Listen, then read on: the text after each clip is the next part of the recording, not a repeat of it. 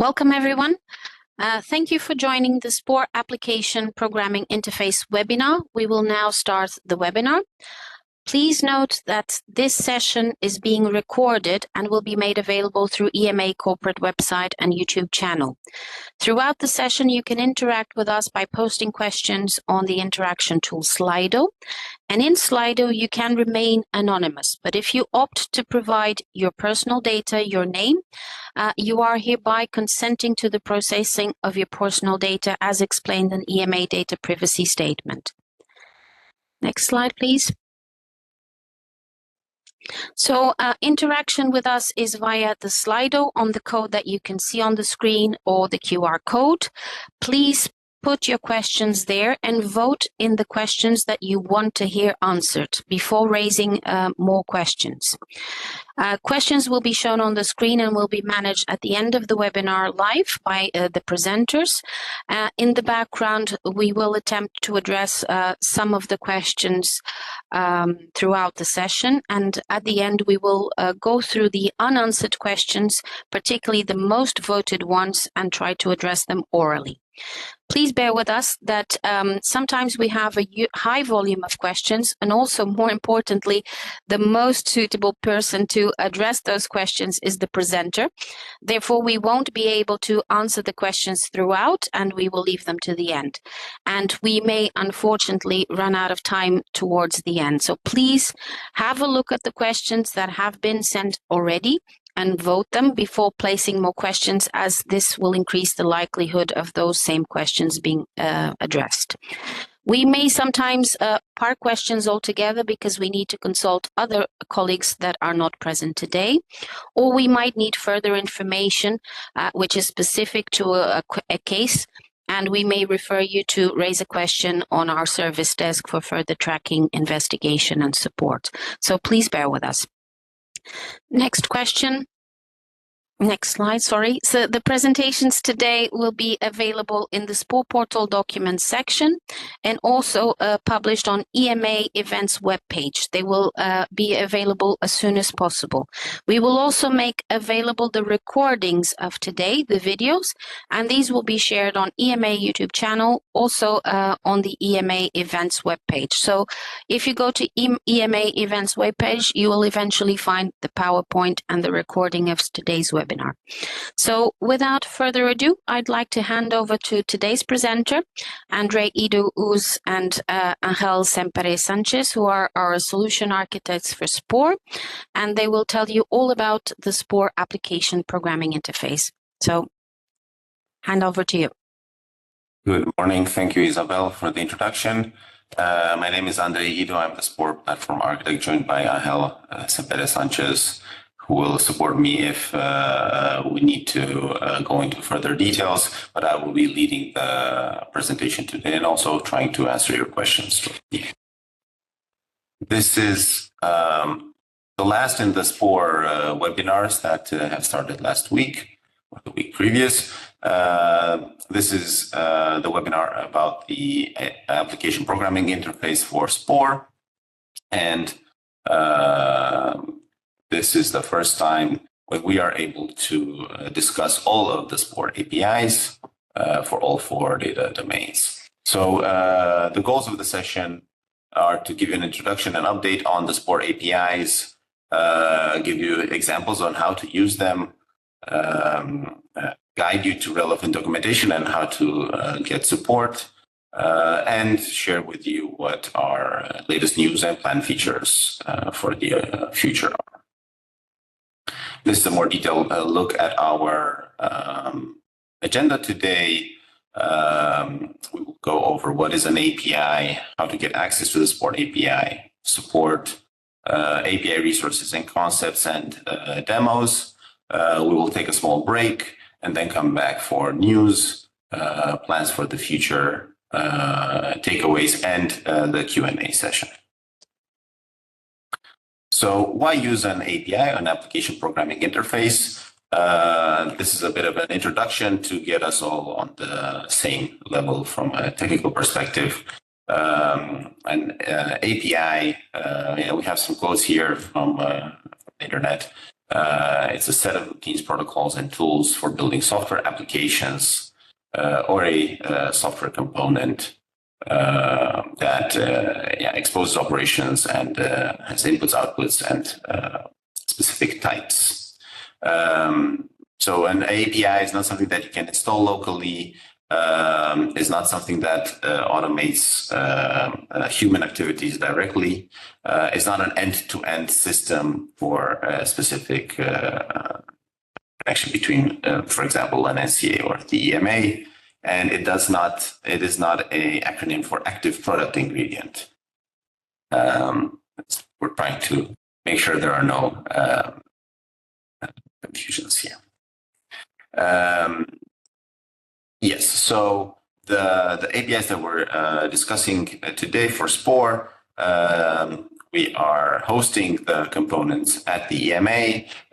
They allow you to search, read, and write data, and you can give inputs of the search terms or documents for metadata attributes, and you will receive documents or data and metadata attributes. There are other examples as well in terms of types, PSUR, assessment reports. Those can also be served through APIs, and of course, substances, products, organizations, and functions. So what APIs are ideal for is machine-to-machine integration. This is where you have a external system integrating with another system through this programming interface so that they can exchange data. And that happens through services, in our case, RESTful API services. Responses are structured in a specific manner that can be interpreted technically, and then we can apply application logic on that kind of structure. And it is not related to a human interaction, but as I said, to process this from a machine perspective.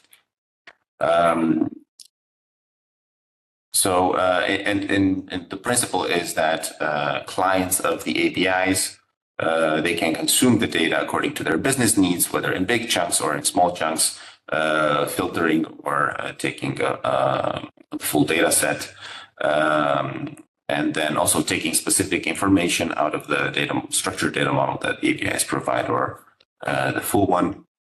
As I'll show today, even though they are intended for machine-to-machine integration, they can be demoed, and we can actually find our way around the information if we have a slight technical background. The most important part about that is relevant to the SPOR APIs is that they allow you to keep data consistently and constantly synchronized to your system in an automated manner. So if you're new to this concept and want to further understand what APIs are and how to use them, here are some resources that you can find on the published presentation as well.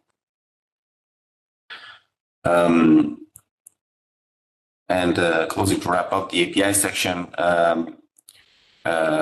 what is important is that we have on one side users that need to be registered, and they need to have the necessary capabilities or permissions to access the API. So they need to be authenticated and authorized. And for the EMA, that happens through the EMA account management portal and through a set of steps that we will also detail in the next slides. And what is important from an EMA perspective is that the user is affiliated to an organization, and they can, for RMS and OMS, demonstrate the understanding of the API specification. The protocol used is HTTPS with basic authentication for RMS and OMS, and OAuth 2 for PMS and SMS. We have data represented in either XML, JSON, or comma-separated value files. As I mentioned before, these are RESTful web services.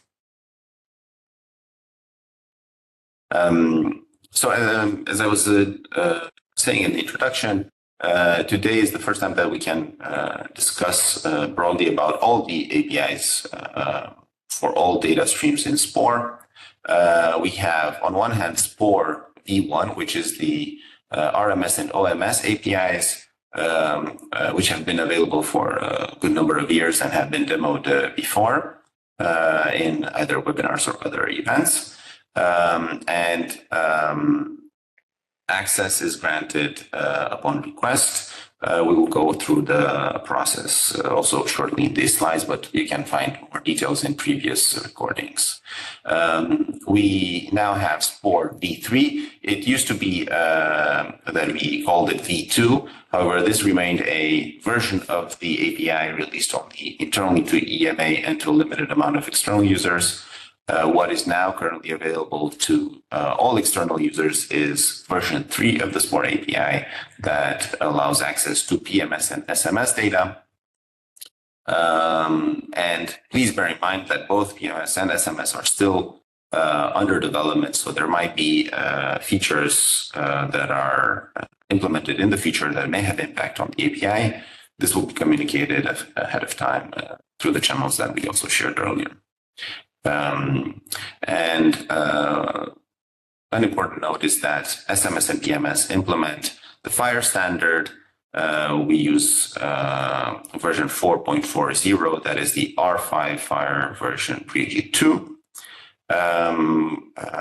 This is a different approach than what we have on RMS and OMS, where we have our own custom data model that doesn't follow a specific standard.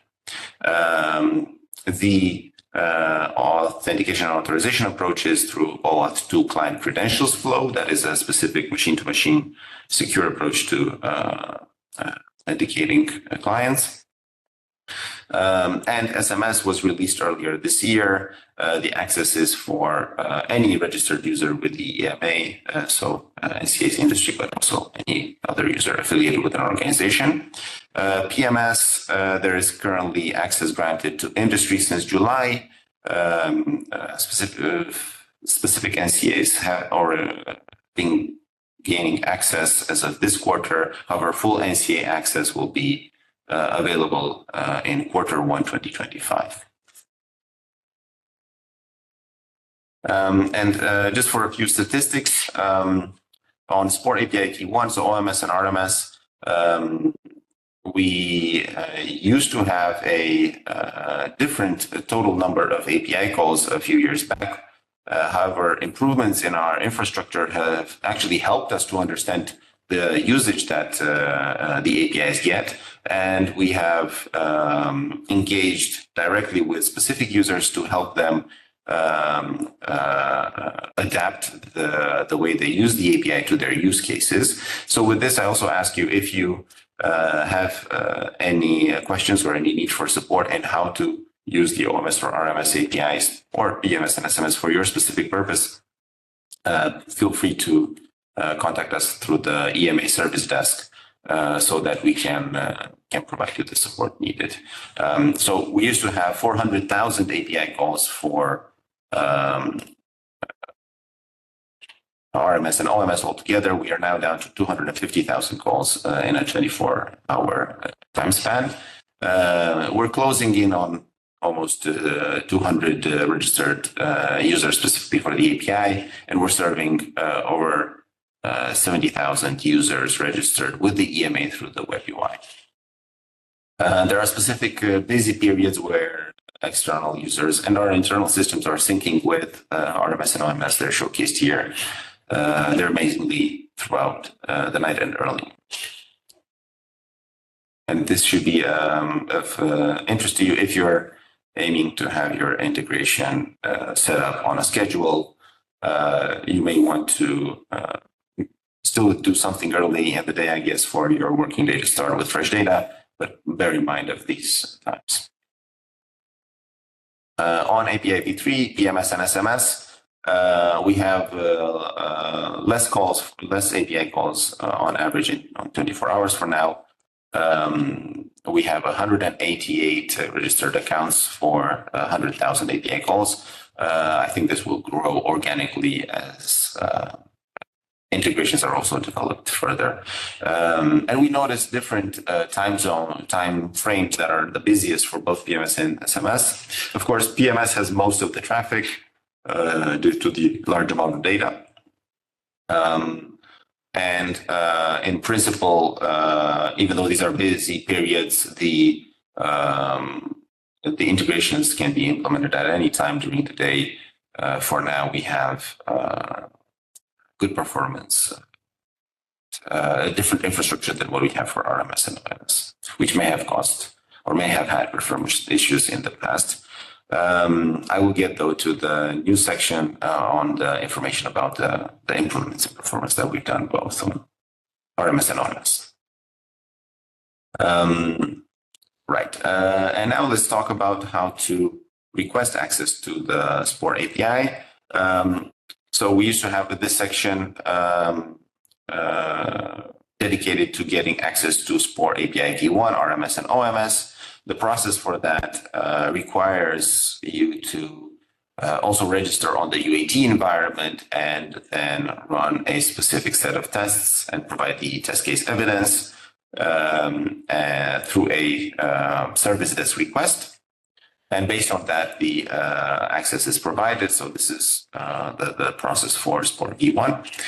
For version 3, so for PMS and SMS, the process is fully managed through the EMA Access Management Portal. And there you need to request the specific roles as per the documentation.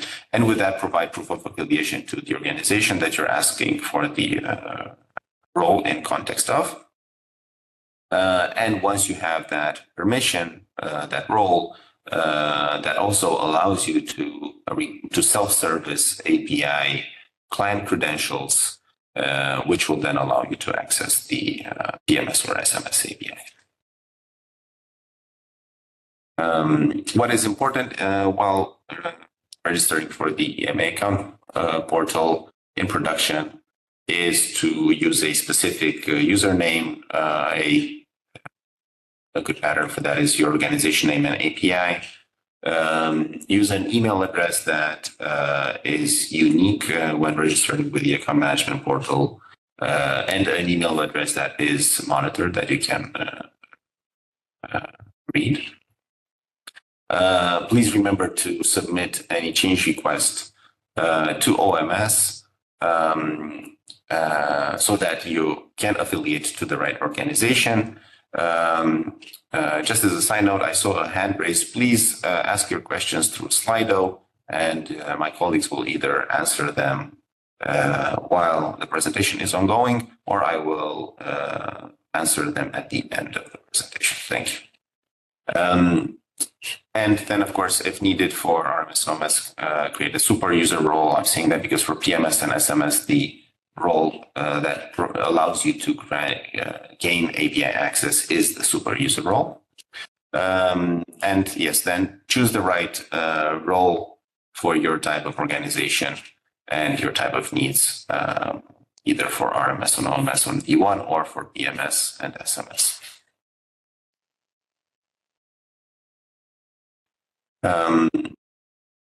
So this is a more detailed view on the steps.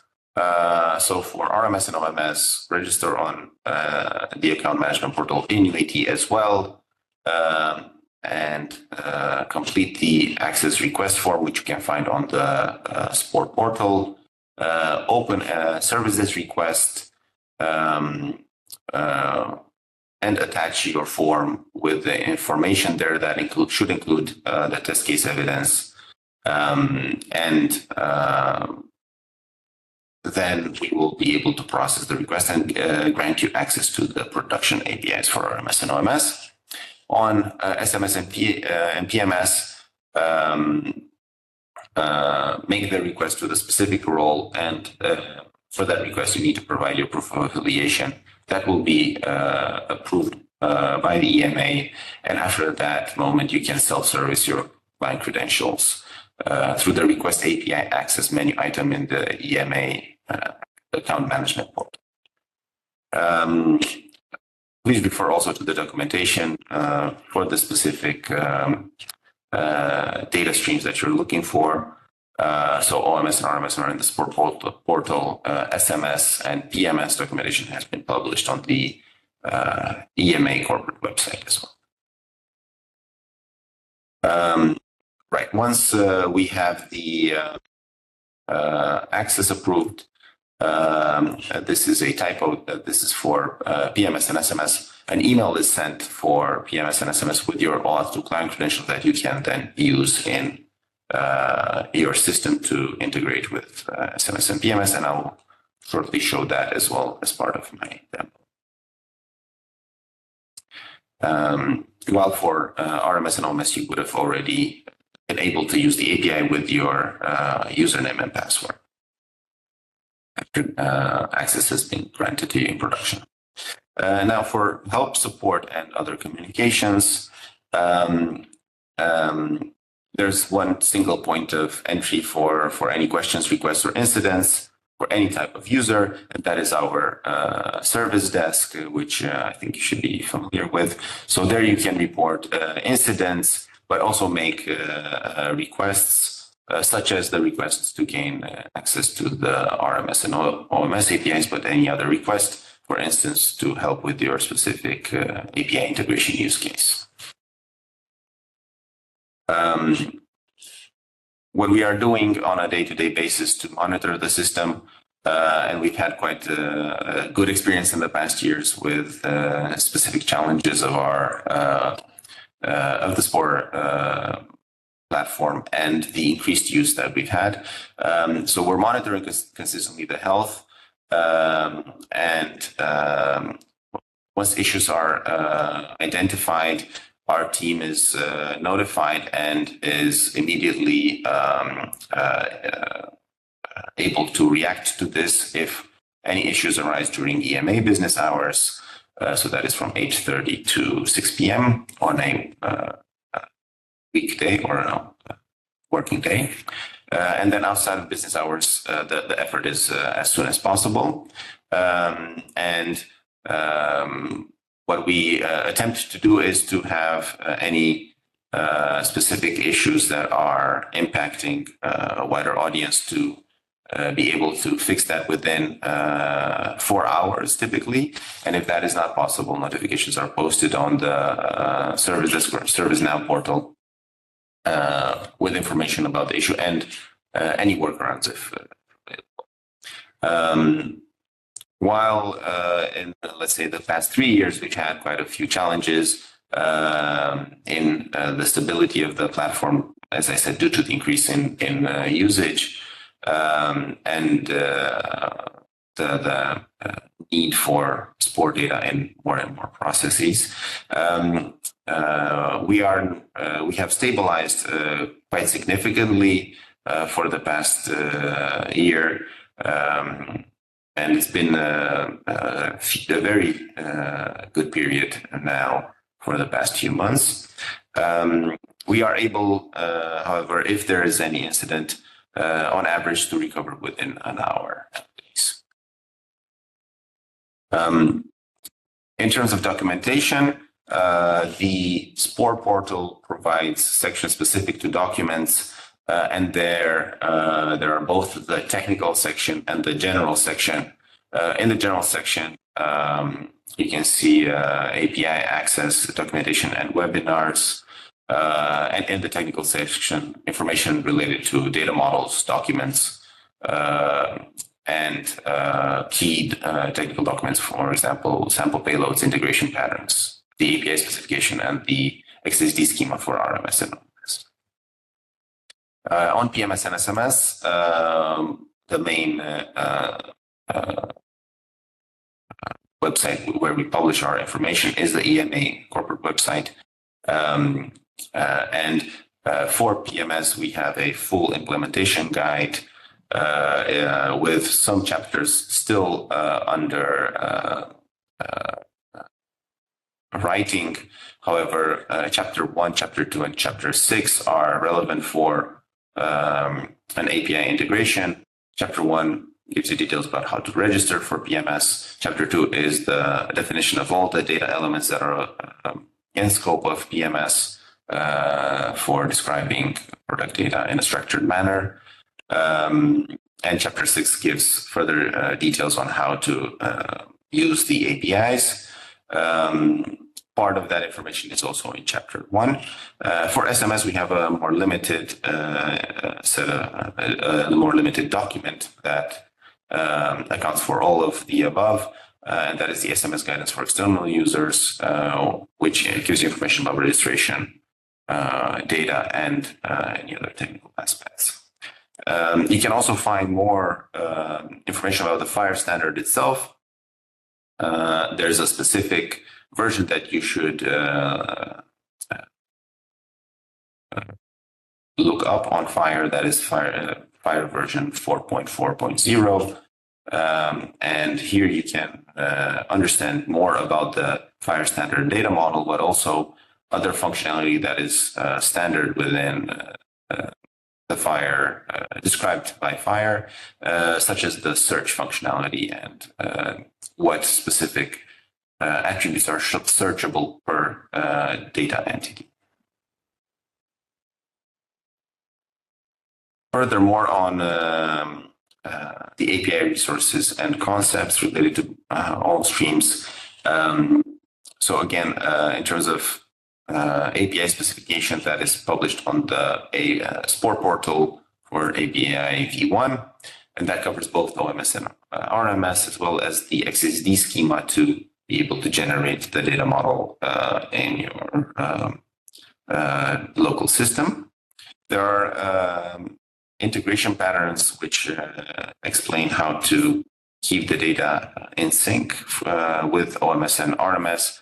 The pattern itself is quite straightforward and actually applies to both SMS and PMS, where you can integrate and get your entire data set in the beginning, and then check for any updates since the date that you've performed that integration, and then synchronize on a schedule, checking for updates that have changed since the last time you were able to sync.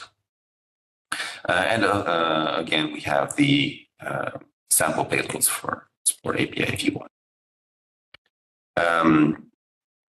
In terms of general concepts, so authentication and authorization, v1 is still basic authentication over HTTPS. There are no concrete plans to change this for now, while v3 is OAuth 2 with the client credentials flow. And we have role-based access provision through the EMA account management portal. Versioning of the APIs, as by the names of the APIs, we have either version 1 or version 2. They are not compatible. And for now, there's no plan for upgrading or changing the data model or approach for RMS and OMS. When that will be planned, we will communicate about that. And yeah, v1 and v3, they're not compatible with each other. v1 is a custom data model. v3 is following the FHIR standard, and they both have a different authentication and authorization mechanism. The XSD schema for RMS and OMS is also versioned independently of the API through a major and minor version.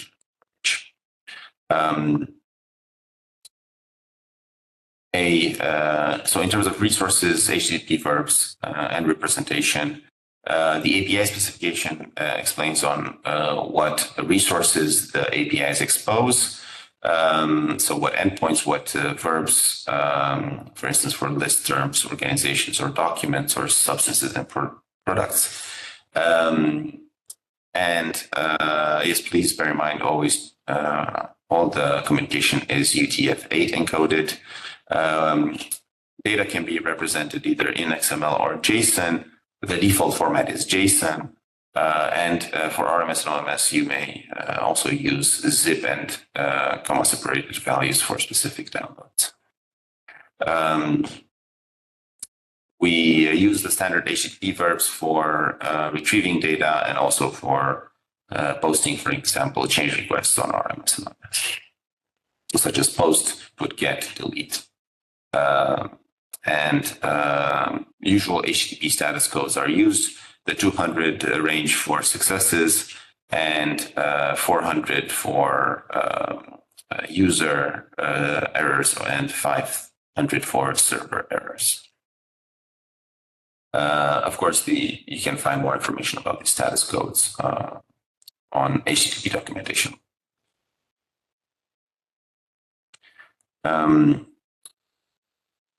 Then a few more details on the use of the APIs. Our testing environments may expose certificates that are signed by directly by the EMA, so they're not publicly signed certificates. Please be aware of that when implementing locally, and ignore if there is a security warning regarding that.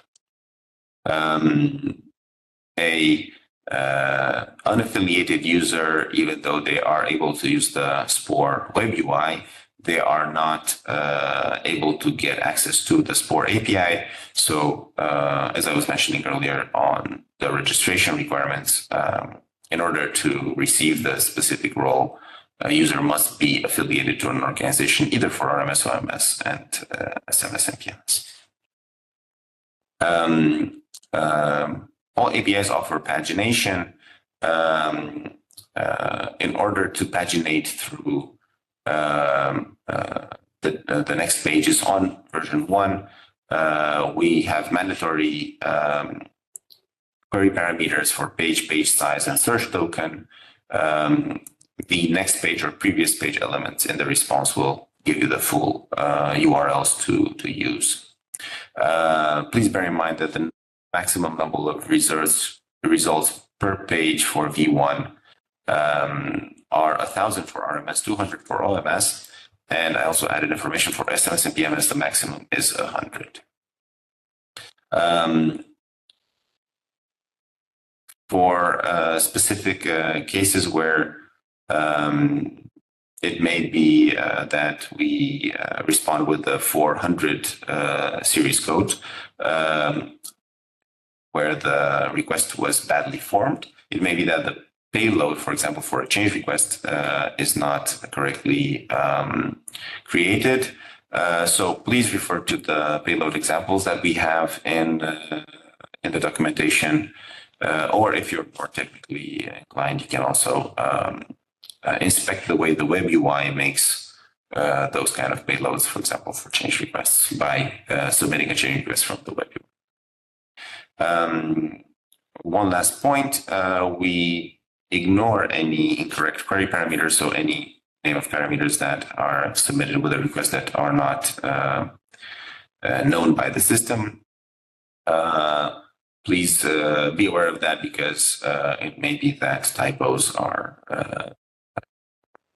in the names of the query parameters, and then the expected result is not returned. We're still not planned to implement any strict checks on query parameters, so please be aware and implement that accordingly.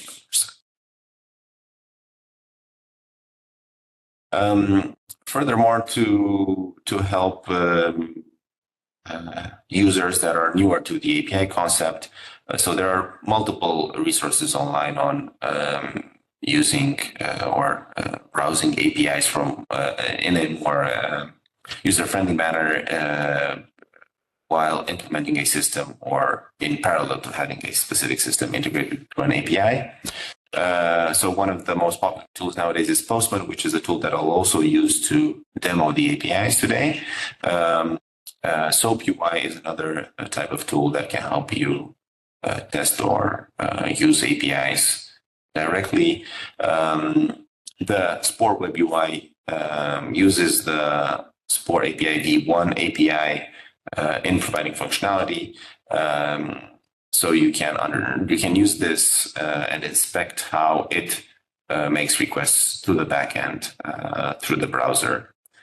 Then there are also different tools for formatting the responses that we receive from APIs, so JSON or XML.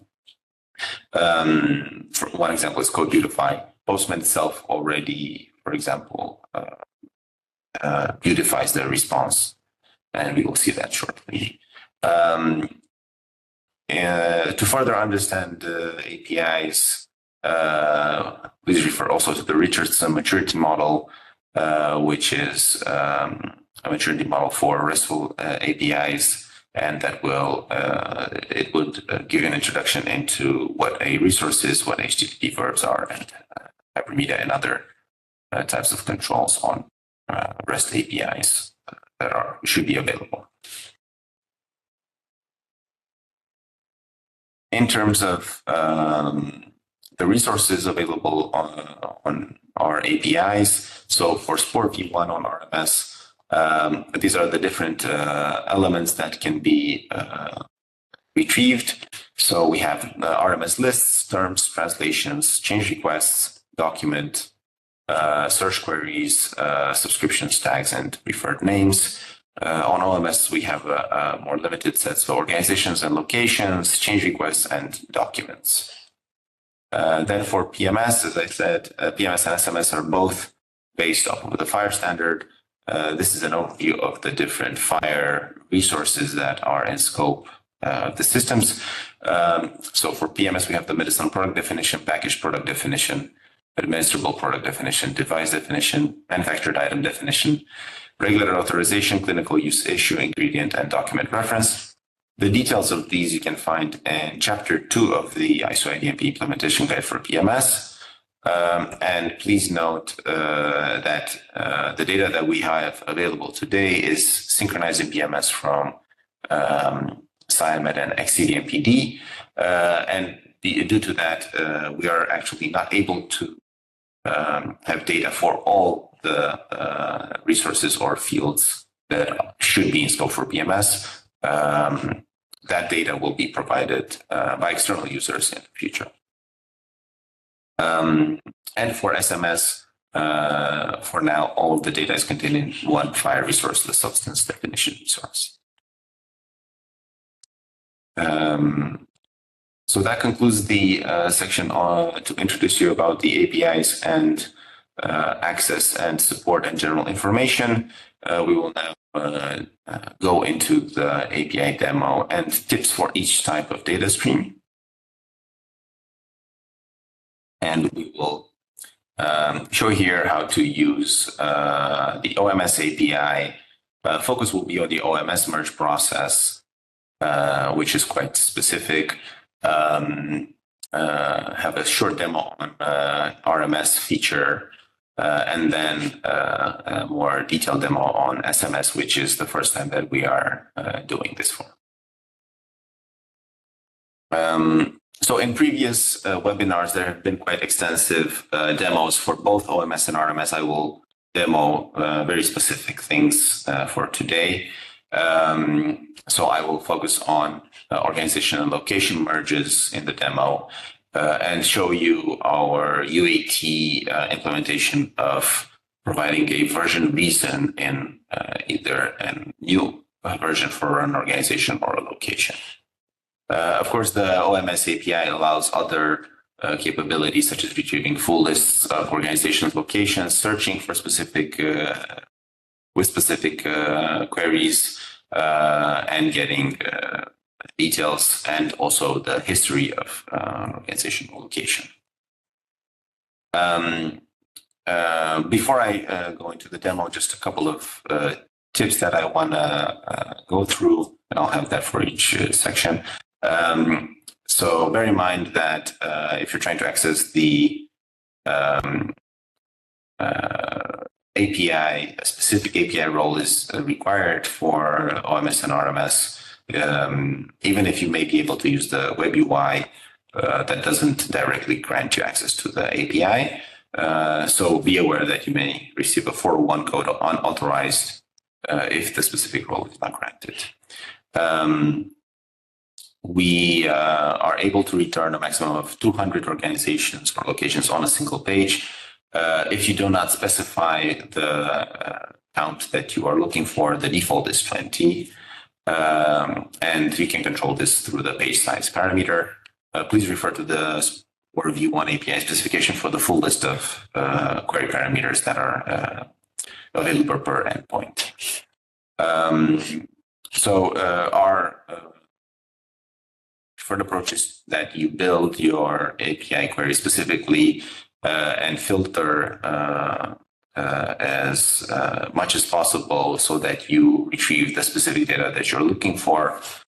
So in the context of your organization, looking for specific statuses, with specific page size, sort by value, and whether or not you want to see the history or not of those entities.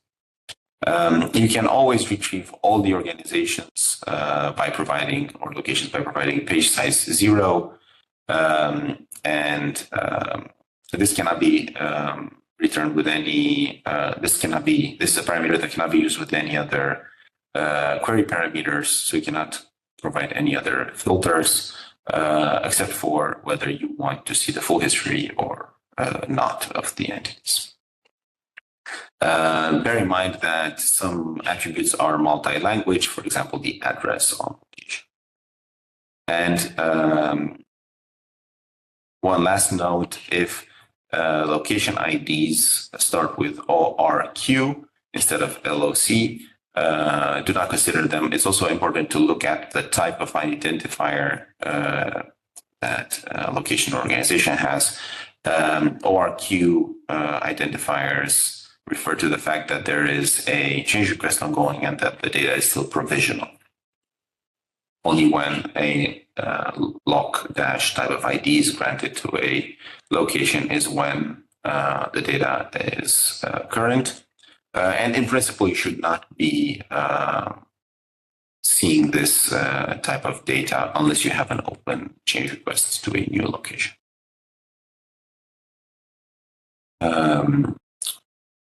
All right, I will show you the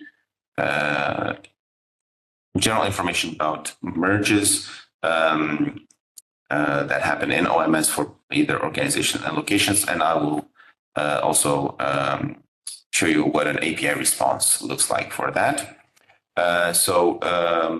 A key piece of information is that an organization ID or location ID, once published in OMS, they are retained for the lifetime of the system, so they will always be valid, and they will always point to a single record. And due to merges, that can be either, so before a merge, that can be to a very specific record, or due to merges, that can be to that multiple identifiers, organization or location IDs, point to the same golden record of a merged organization or location. Merges happen due to business mergers, acquisitions, or also due to data quality issues, including duplicated records, for example.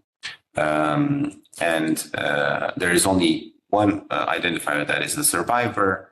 However, all the other identifiers are then linked to that survivor identifier.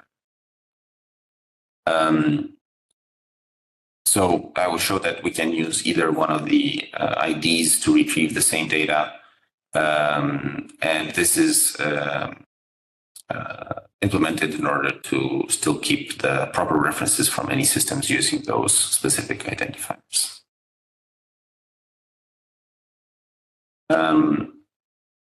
I will go to the direct demo because that I think will let us browse the data more effectively. However, the presentation itself also shows you an example of a merged organization and the fact that there is one survivor ID here and then a set of identifiers which shows you that there are other organization identifiers that are not surviving.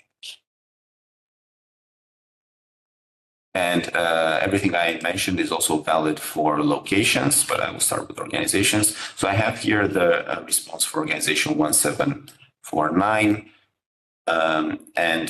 We can tell by the organization ID element that this is the survivor ID of a merge. And then while inspecting the identifiers collection, we can see that there are multiple types of identifiers or OMS organization identifier type, multiple instances of this type, excuse me. Comparing them to the survivor, we see that 5462 is the non-survivor in this case, while the survivor is also still mentioned here. So based on this information, you can implement locally logic that will allow you to understand when a merge has happened and what is the survivor and what is the non-survivor identifier in this case. I've retrieved here the data for 1749, but as I mentioned, the data retrieved for the other identifier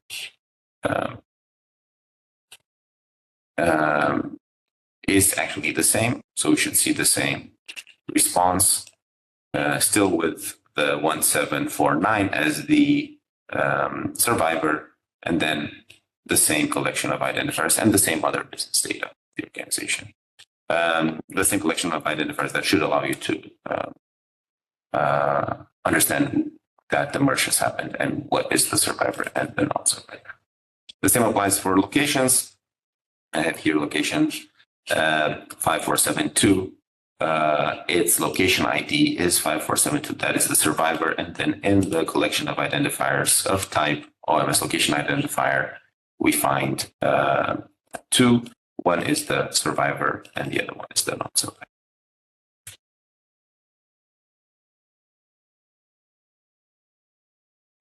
So going back to the slides, we've added here the way to the logical steps that are to be implemented by a computing system in order to handle a merged organization. So what you will retrieve is through the typical approach for integration, where you have a scheduled incremental routine, which is using the filter by modified after on organizations. So this would be what has modified after since the last successful local sync. You will be able to then find the surviving organization as a changed organization or location as well. And by that, you need to process this data, as I explained earlier.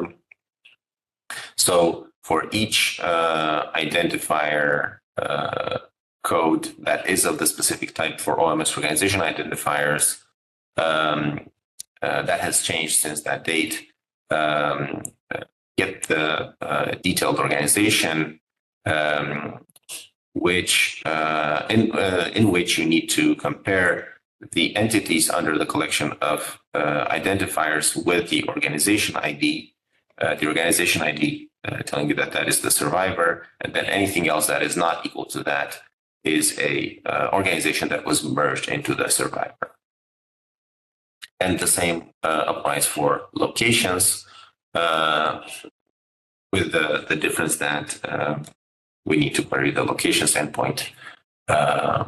And for each location that was changed, we can understand whether there has been a merge by querying the same type of information.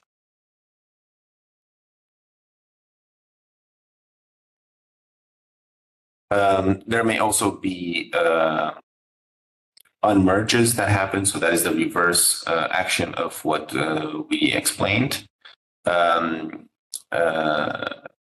Then what happens with the action of an unmerge is that what is now one single piece of data, it goes back to the previous state of having two separate organizations or locations. And then each organization or location is retrievable to its specific original identifier. So they will be moved to their original records. And with that, in terms of getting an API response, you will get different data after an unmerge.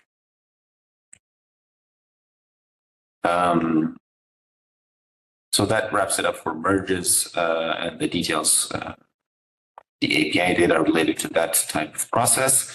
A new feature that we're preparing, but is yet to be released in production. We only have it in UAT, and we're still testing it and also developing the specific RMS list for what types of versions we want to register. The feature itself from an API standpoint is basically introducing 3 new fields. One that will give the RMS term ID of the reason for the new version, the name of that term, just to provide a display value, a readable value of the version type, and a field that contains the data steward's comment onto performing the change and thus creating a new version of the data. To also show this on an API, so I'm looking here on UAT on a specific organization that has changed recently in September 30th, and its current version contains now the 3 fields that I mentioned. And in this case, it is a fictitious RMS term ID, a fictitious name, which may in the end actually result into an actual RMS term of the new RMS list, and a comment. So in this way, you'll be able to understand also through the version type code, especially whether a merge has happened and what type of merge it was. So when the RMS list is published, you will have different terms for each type of change that may happen in RMS merge is going to be one of them. And with that, you can then also identify that you need to apply the logic that I was explaining earlier in comparing identifiers to understand which one is the survivor and which one is the non-survivor, for example. But you will also have here codes for regular updates or updates for a specific reason.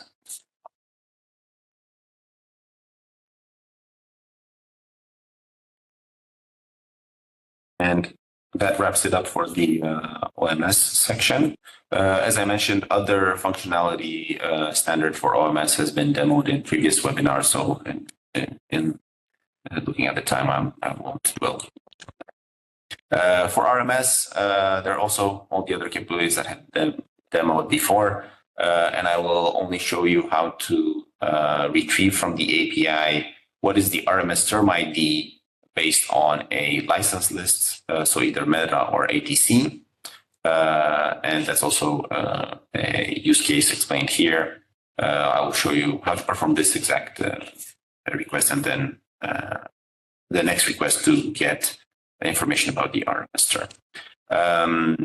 Other important tips and tricks. Please be aware that you may get a maximum 1,000 records on a single page. The default is also 20 as with OMS. An update of terms is not directly supported. You need to submit a change request, and the history of terms does not work currently, and that is a feature that we are planning to release at the beginning of next year, or in the first half of next year.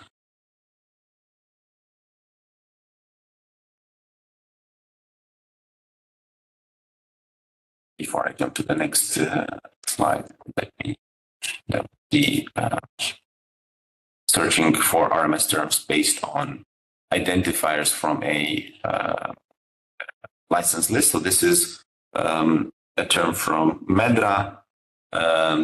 We need to provide the list ID of the license list as is in RMS. This is the Medra list. And use the mappings endpoint by providing a source term ID value.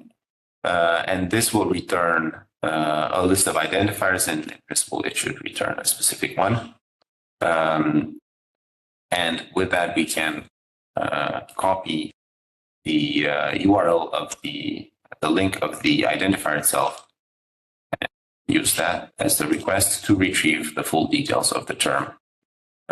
So names, and then in the case of Medra, any hierarchy information and other information, other business fields related to the term from us.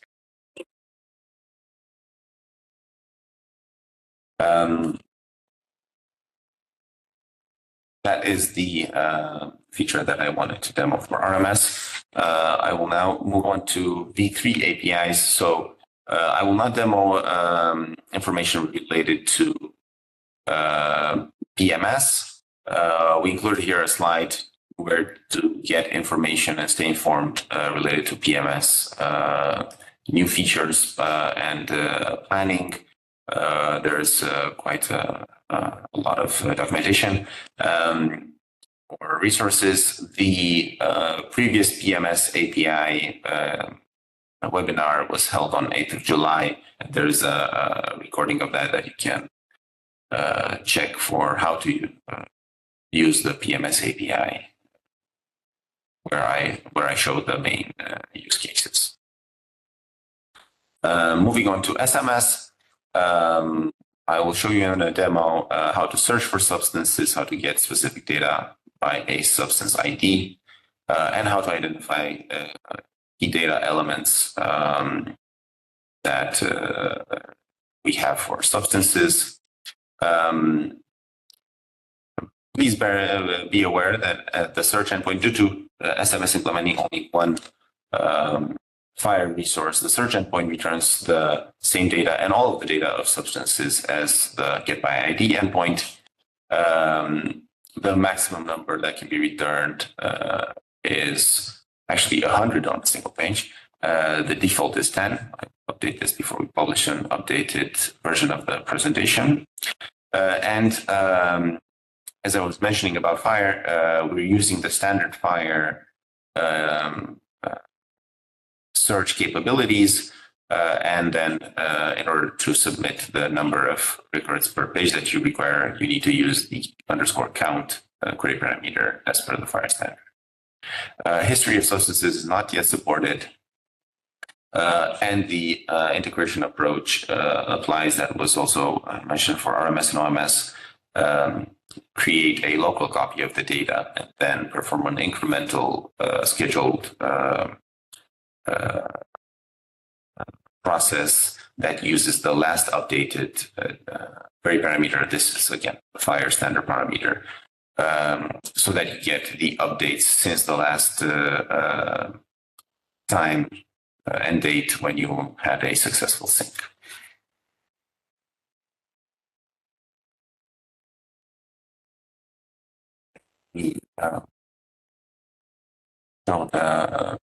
Endpoints for substances. So one important information is that the authorization method for SMS, also for PMS, is OAuth 2 client credentials, and that uses a different approach than OMS and RMS, which is basic authentication, where you use your username and password. So we need to you need to have been approved for a specific access management role, and then you can self-service the credentials through the Request API access feature in EMA Access Management Portal. Based on that, you will receive an email with a set of information that is related to this type of OAuth 2 standard parameters. So the access token URL, a client ID and secret, and the scope of the APIs. You need to configure that in your local system, or you can configure that in Postman, as I'm showing here as well. And with that, generate a token, which is then used with the subsequent requests made to the actual API endpoints of SMS. And this also applies to PMS. So in terms of searching for information, we have here an example of a search query where I'm saying I'd like to see 100 records and I'm searching by the fire standard query parameter name for water. And I've retrieved here quite a few substances that contain the word water in their name. And a search result is a fire-specific resource. It's called a bundle of a type search set, and within it we have multiple entries. So each entry will be a specific substance definition, and I have multiple ones here, which you can process directly from the search results, or you can take the IDs of these substances and then use them in a subsequent request sent to the get by ID endpoint, which is substance definition / and the ID of the substance. The response for such an endpoint is directly the substance definition file resource. And I will scroll here through the different information that is available. So we have the ID of the substance, that is the first element. And there's also a fire server version ID available here. We have a known issue on the response in XML. Of course, you can also view this data in JSON format. And let me showcase this. So whichever data format is convenient for you, you can use the accept header to request it. If you don't provide one, JSON is the default value. I will switch to XML just for readability purposes, at least for me. And then there's metadata on the top that is related to when the substance was last updated. And then we go into business information. So if the status of a substance is not current, there's a field and extension in Fire that will provide what is the current substance related to that substance. In this case, we don't have one because the substance that I'm inspecting here is actually current. There's the data classification. So a substance can be public or restricted. In this case, I'm looking at a public substance. I'm also doing this so that I can show you most of the fields, as some fields are not visible to all the users of SMS if the substance is restricted. Another business piece of information is the identifier that is the same as the ID of the substance definition resource itself. What is the version of the current version of the substance? What is its status? All this information, by the way, is based off of RMS lists, and the list that gives you the terms that can define a specific field in SMS is defined as a system. And then the actual RMS term ID within that list is the code value. Most of the fields also have a display value just for readability purposes. So we have the status being current, and then the category of the substance. In this case, it's a chemical, but other types of categories may be used. The domain, so either human or veterinary, and other information such as whether this is an active substance valid in the EEA is part of this properties collection. In this case, the data is yes. More scientific information. So we have the molecular formula in the structure field, as well as the molecular weight and representation, which should give this information. If the substance is not public, so if it is restricted, then this information is not visible to all users. And then we have a list of codes. I will highlight here the key codes. So codes are used for mappings to specific systems, or for this one key flag that we have, which is the SVG flag. So if the substance has been reviewed by the substance validation group as and is updated fully in SMS, that SVG flag has the value of 1. Now, this doesn't have display values, but I think this is the system for SVG. We will see that in the slide as well. So in this case, this is SVG flag value 1, means that this substance can be used in any process. Another mapping that we have that is very important is the one to XCVMPD. This is the system for XCVMPD based on the RMS term of XCVMPD. And this is the value of this substance in XCVMPD, the identifier of this substance in XCVMPD. We have various other mappings that you can understand the meaning of by querying the specific terms, which should give you the RMS term and description related to what this system is in the source of information RMS list. There are names that we can identify here. So this is a list of names that may be translated in different languages. They also have a status, whether they're public or not, a data status, sorry, and a actual status, whether current names or names in various other languages. The languages can be identified also through the RMS code and term, the RMS list specifically for languages, and the term and the display value. And with this, I think this has showed all the data that we have in SMS.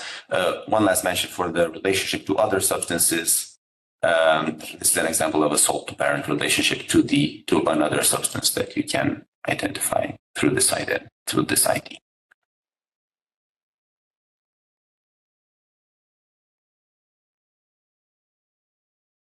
Right. So here, in the slides, we have the example of the SVG flag and what is the exact coding system for it, as well as the example to finding the hierarchy, which I just showed. There are two known issues. While searching, be aware that you need to replace the host name for pagination. And let me just show you that quickly. So in a search result, if we search for this terms, then result is, we will have a next link, which gives you the URL to the next page.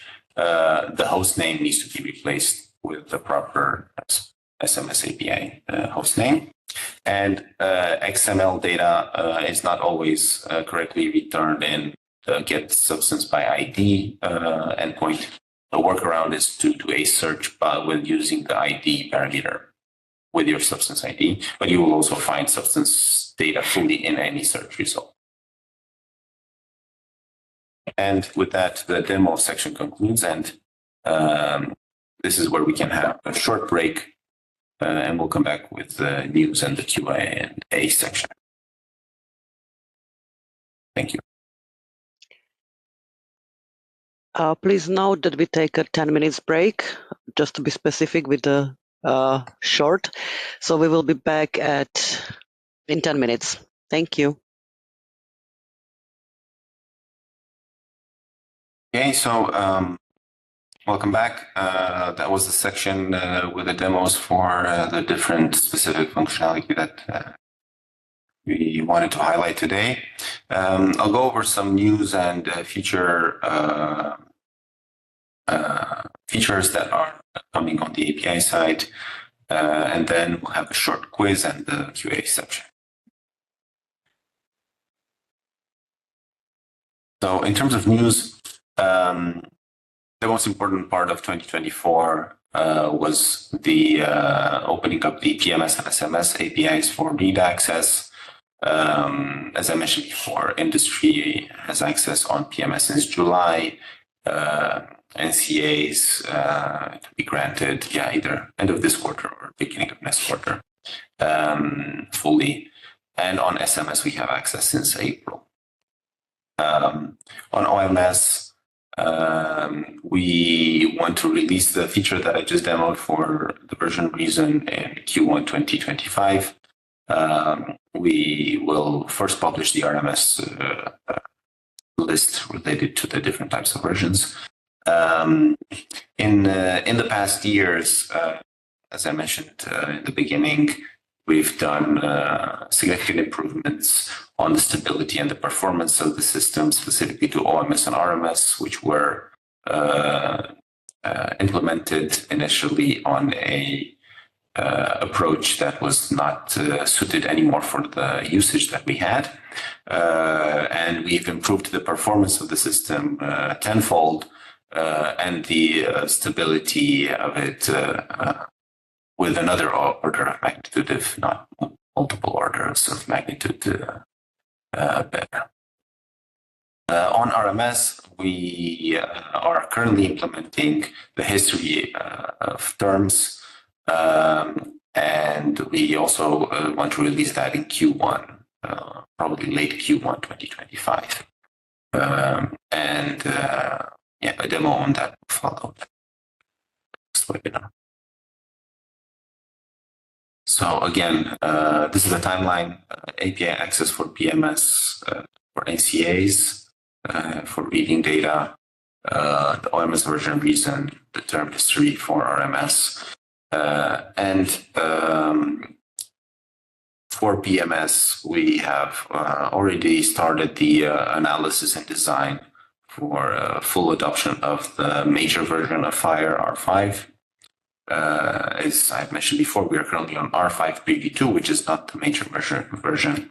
However, that was the version available when PMS and SMS first implemented alongside UBD as well. So this is work ongoing that we also have in scope for this quarter to further analyze the impact for both PMS and UBD. SMS will be planned separately,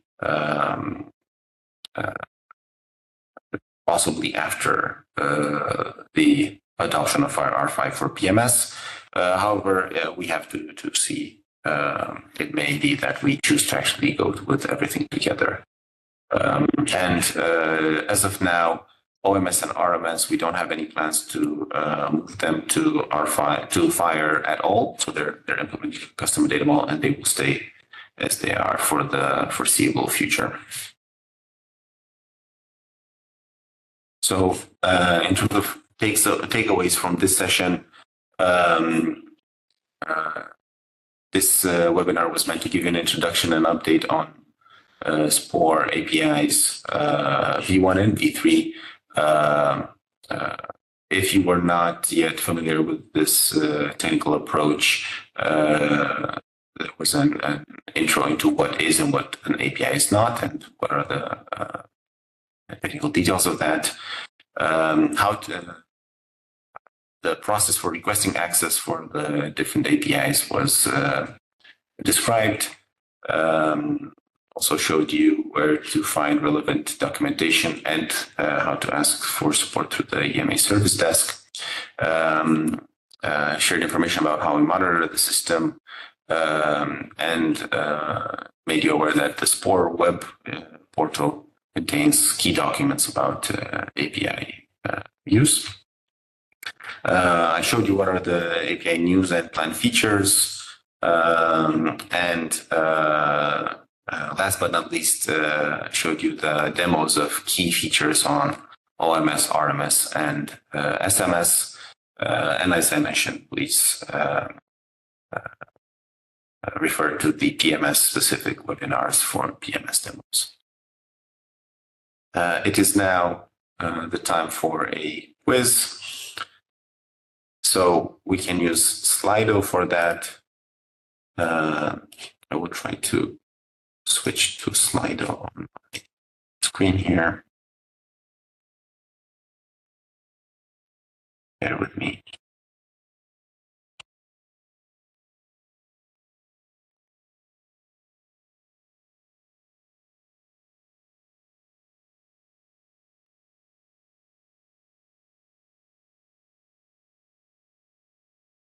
So make sure to join Slido, as we will have a short quiz, and let's see who answers correctly and fastest will be the champion today. I believe those are the rules. Let's just wait a few more seconds for more people to join.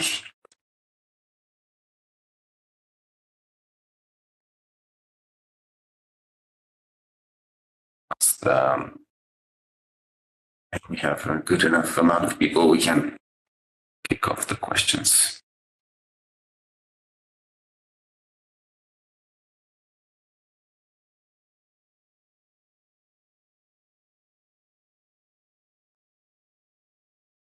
Don't be shy. They should be simple enough questions.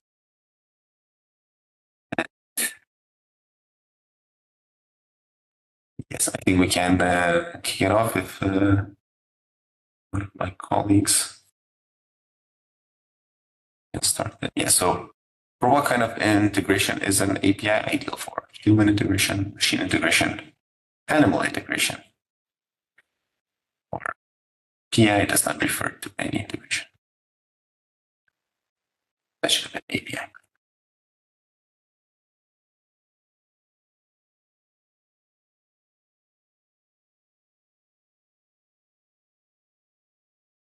Okay. Ready for the next one? A lot of you got it correct.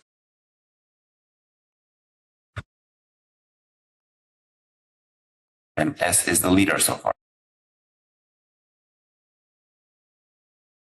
All right, so in what formats can the SPOR API represent its messages? XML, JSON, zip, CSV, or all of the above? This is a test to the clarity of my statements as well. Let's see.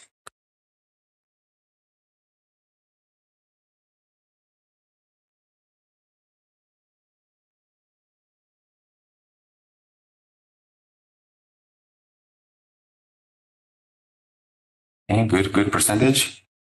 I know I showed you mainly XML and a little bit of JSON, and did not demo the zip CSV today, but that is also a possibility. Right, so Suresh on top today for this one. In order to retrieve all organizations in a single API call, what parameter needs to be used? Page size equals 0, page size equals 1000, page size equals null, or no parameter can return all organizations.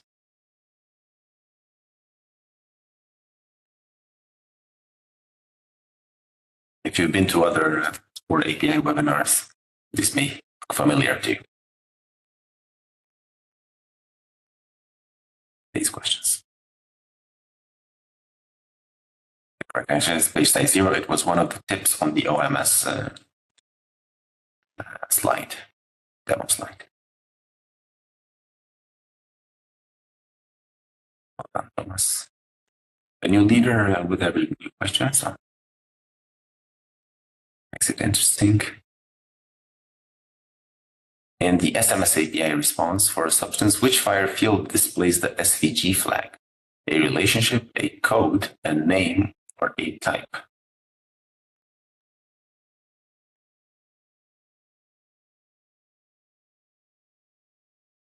This is that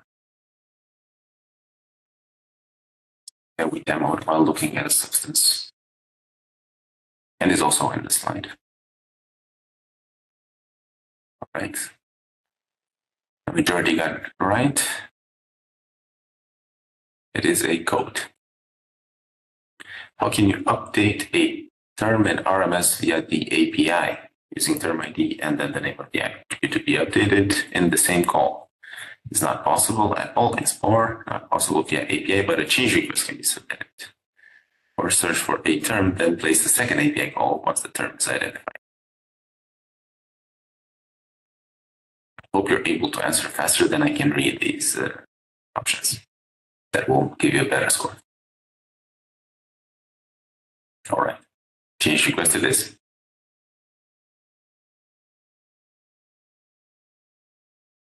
Hey, Joseph. Ahead on the last question. Congratulations. Second place, Xenia. And then Anonymous is on third place. Thank you for participating. Now we can go to the questions section. Let me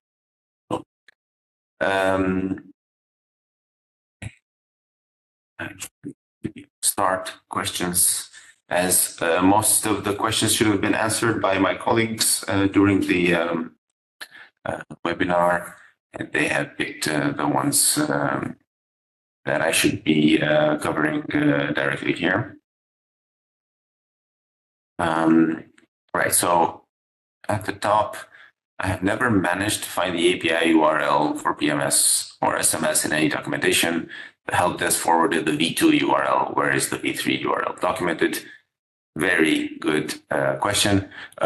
We've made an update to chapter 1 of the PMS implementation guide, and that includes the proper URL for V3. The SMS documentation is to be updated as well to include that. In principle, though,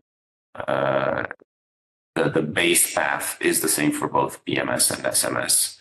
So please use the one in the PMS documentation for SMS as well, with the different FHIR resource after the base path. I hope that clarifies, and the point taken, we will update the documentation. In previous webinars, it has been said that the SMS API is extended with information on if a substance is relevant for ESMP and if the substance is used as an active ingredient in products. The documentation does not include information on these new features. Please advise on how this works. Yes, very good point as well. And in the meantime, I've asked colleagues to help find a substance that has this kind of information. So I'm looking now at a specific substance. I'm showing here as well the workaround for if substance by ID provides corrupted XML, you can use the search endpoint with a query parameter _ID, retrieve only that specific substance. Let's find the name of this substance. This is mexiletine, and the substances that are in scope of ESMP have a specific property. In the previous demo, I showed one of the properties. However, this is the property that is relevant for ESMP. And this is basically the flag that this is linked to a critical medicine in the EU. You can find, and then the amount value is the one that tells you this is indeed a critical medicine. If the flag is not yes, this may this type of property with this specific system and code may not be present, as we saw in the other example. So this tells you that this substance is part of a critical medicine. And just to explain how this fully works. The system is the RMS list for SMS custom attributes, and this is the specific custom attribute critical medicine.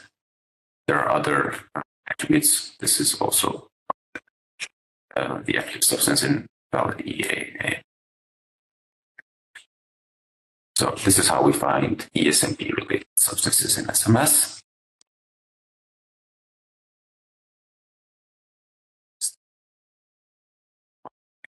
I should click that. I should click here. So when the PMS API, the question is, when will the PMS API implement FireR5? Also, some data points are in line with implementation guide version 2.1.1. Will this be addressed in the next chapter 2? So I shared earlier our analysis and design on implementing FireR5 is ongoing. The most up-to-date planning for PMS and UPD will be through the PLM value stream. So please follow that stream as well. The aim is to start implementing this in 2025 based on the details that is ongoing. The implementation guide, indeed, at least one element, the manufacturing business operation, is not fully in line with the latest version of the implementation guide. This has to do with the approach that we have for integrating data from our internal system, SIMED, and from XCDMPD. And this will be addressed in the implementation itself with FireR5. And in the meantime, with refactoring our integration to a certain extent to account for this. So this will should all be aligned in terms of documentation and API implementation in the first half of next year, and then R5 will also be represented.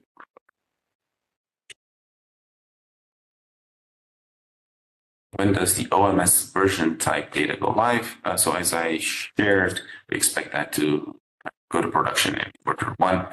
More information will follow through the channels that we shared in the beginning. And as a first sign, you will be able to see the RMS list being published.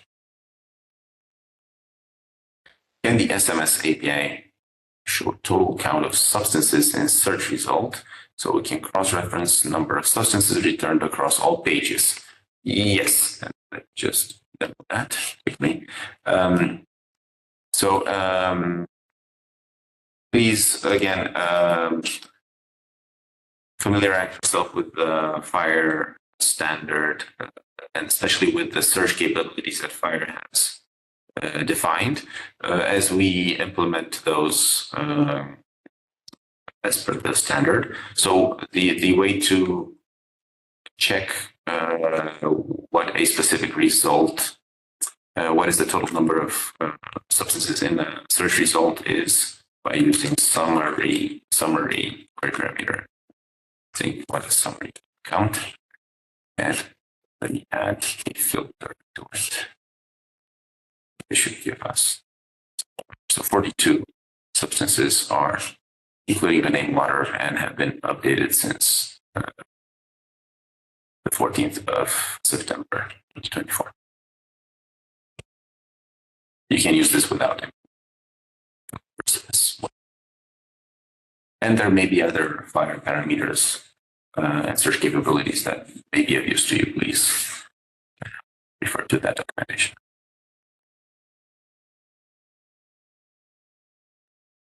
API access does not require any software installation. In principle, you don't need to install any software locally.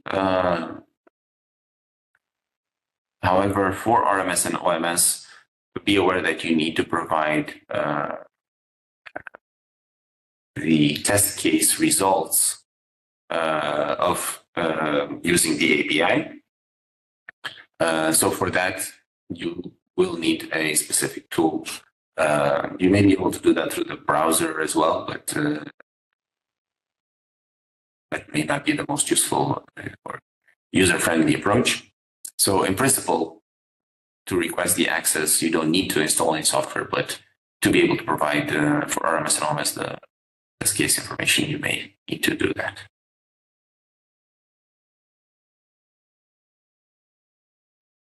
Can you see the data on SMS or OMS, RMS, PMS in API only in XML format? The answer is no. As I was sharing, you can also have a response in JSON format in all streams. So you either omit the accept header, and that gives you a JSON format response, or say looking for JSON and the accept header that also gives you JSON. So that works for all 4 streams, also on OMS and RMS. And OMS and RMS also allow you to download CSV files of organizational term data. Please refer to the API documentation for V1 for how to do that, or for to the previous webinars where that was done. Is the Postman project provided as an integration example? So very good point, and we have omitted that on to publish on PMS, but yes, we will publish an example collection for Postman for both PMS and SMS with the types of requests that I demoed that will help you get started. However, if you need specific support, feel free to always open a service desk request, and we will try to help you as best as we can.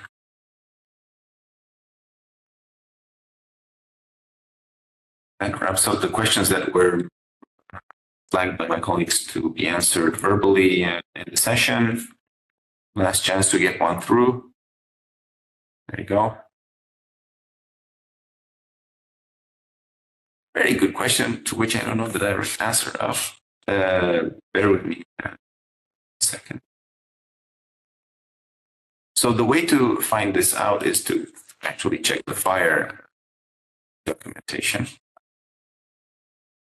And then I'll show you how to identify which FHIR fields are searchable. So I've opened here the documentation. I want to maximize it, and then you can browse and see what resource types are in scope. Most of the resources in scope for PMS and SMS are part of the medication definition section here. I'm on the specific 4.40 version, which you can find from the directory of published versions, or through the URL that's documented in the PMS implementation guide. All right, so on substance definition, there's the section describing the data model of the substance definition resource itself.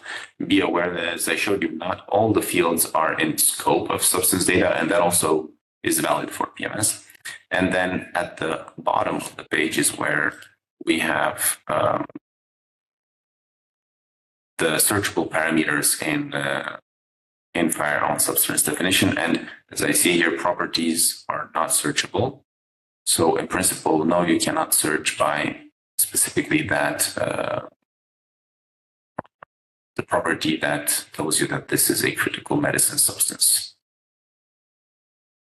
In order to identify all of them, you would need to process all the data in SMS and then look up the properties that each substance has.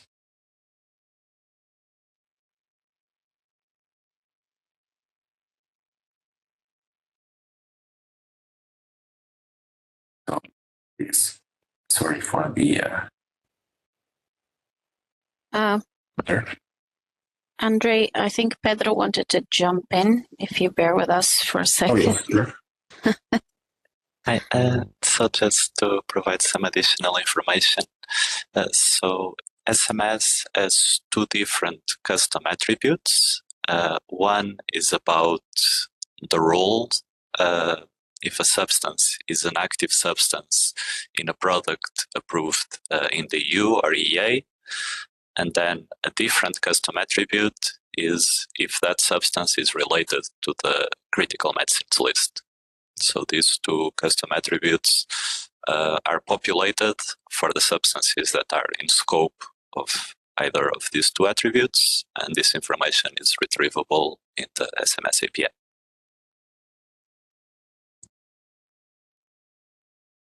Thank you, Pedro.